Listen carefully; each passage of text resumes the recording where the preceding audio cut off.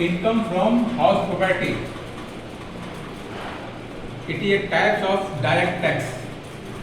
ये income tax का एक पार्ट है, ठीक है। तो यहाँ पे क्या देखते हैं, इसे डायरेक्ट टैक्स इसलिए कर रहे हैं क्योंकि एसएससी के द्वारा प्रत्यक्ष रूप से टैक्स का रकम भुगतान किया जाता है। Okay, that amount of tax will be paid by SSC directly, known as direct tax, and income from house property also a part of direct tax. Clear?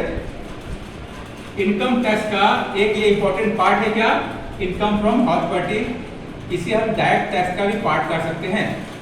अब देखते हैं यहाँ पर क्या है, how to determine amount of income from house property. इसके लिए सबसे पहले आपको ये सारे इंफॉर्मेशन को हम स्टेप बाय क्लियर करेंगे। स्टेप बाय उसको आप समझेंगे, आपके लिए समझना आसान होगा और आप आसानी से इनकम फ्रॉम हाउस प्रॉपर्टी को डिटरमाइन कर सकते हैं, इसमें कोई कंफ्यूजन नहीं होगा, ठीक है।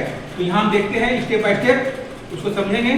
तो पहला क्या है, स्टेप नंबर 1, ये जो हम बना रहे हैं income from house property for let out house property, it means there are two types of house property, one is let out, next is self occupied.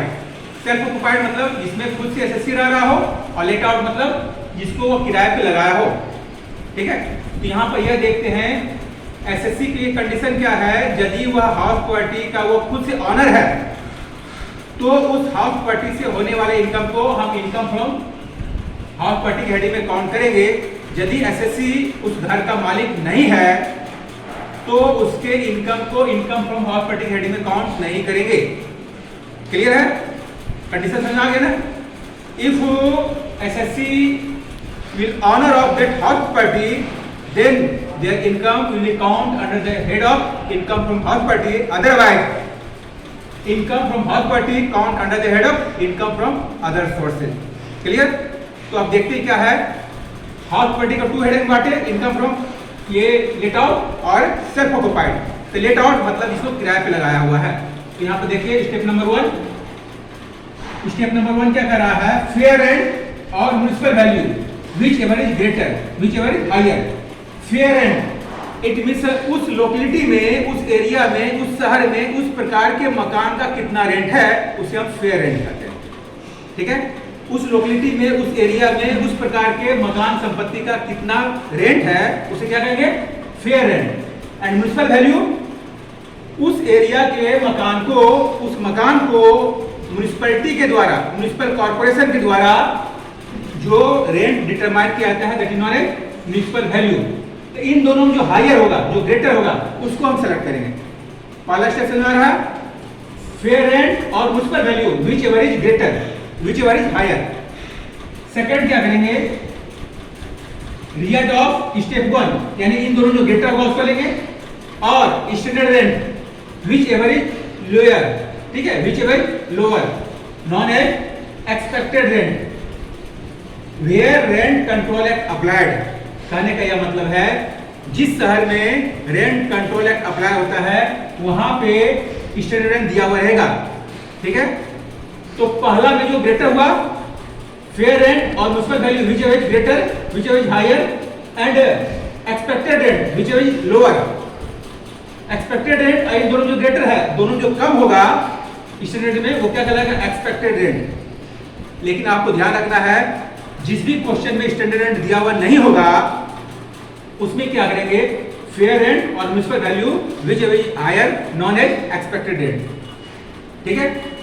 फिर से ध्यान रखिएगा क्या, फेयर रेंट और municipal value whichever is greater, known as expected rent, where rent control act not applied. It mean जहां पर question में standard rent दिया हुआ नहीं हो, आप समझ जाइएगा वहां पर रेंट कंट्रोल एक्ट अप्लाइड नहीं हो रहा है। उस कंडीशन में क्या करेंगे, इन दोनों जो ग्रेटर होगा उसको लेंगे।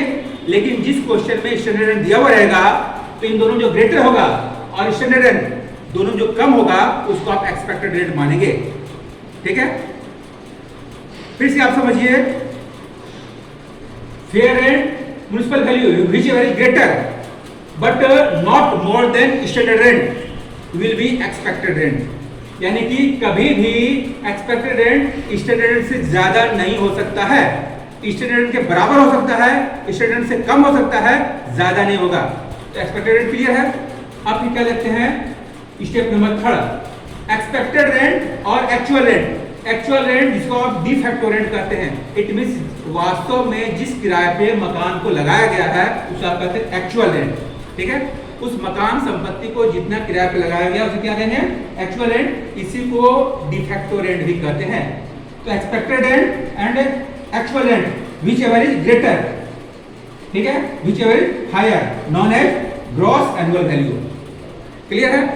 फिर से आप समझिए, fair rent municipal value whichever is greater but not more than standard rent, known as expected rent, and expected rent और actual rent whichever is greater whichever is higher known as gross annual value। ठीक है, तो gross annual value निकल गया।